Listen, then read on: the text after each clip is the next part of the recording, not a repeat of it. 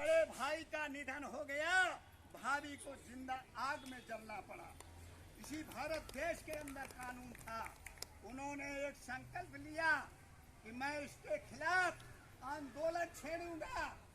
अगर कोई भी व्यक्ति स्त्री को जिंदा आग में जलाने का काम करेगा तो उसको फांसी की सजा दी जाएगी। इसी भारत देश के अंदर कानून था। तो कहते हैं कि जब जलती रही नारियां तब ये भेड़िए मौन थे। जब जलती रही नारियां तब ये भेड़िए मौन थे। और जब देश में कटती थी लाशें तो महात्मा गांधी मौन थे।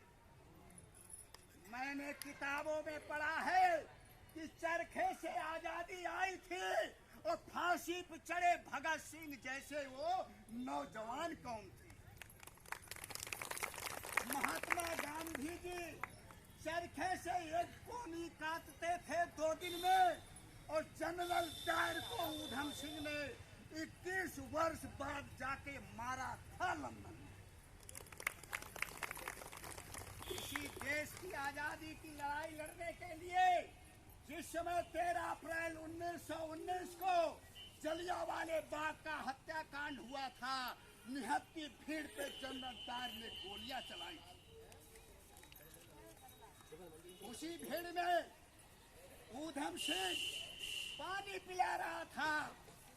सारे लोगों के ऊपर गोलियों की बौछार हो रही थी। उस लड़के ने ये संकल्प लिया था कि जब तक इस घटना का मैं बदला नहीं ले लूंगा, सुख की नींद में नहीं सोऊंगा। 21 वर्ष का इंतजार किया था उसने।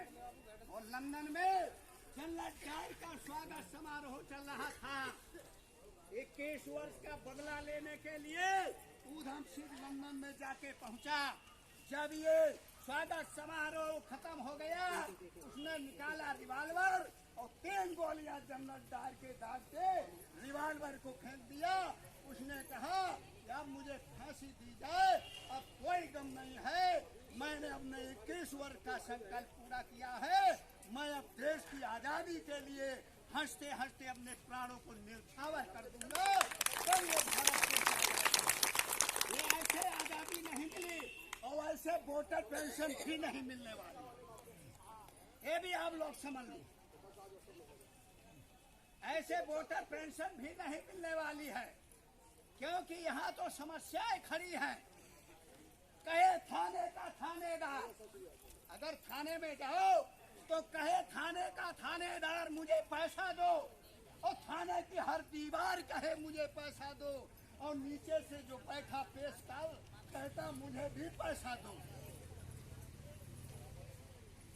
नीचे बोला पेशकार मुझे भी पैसा दो, और पैसा इतना बढ़ गया कि बाजार में भी जाके लड़ गया।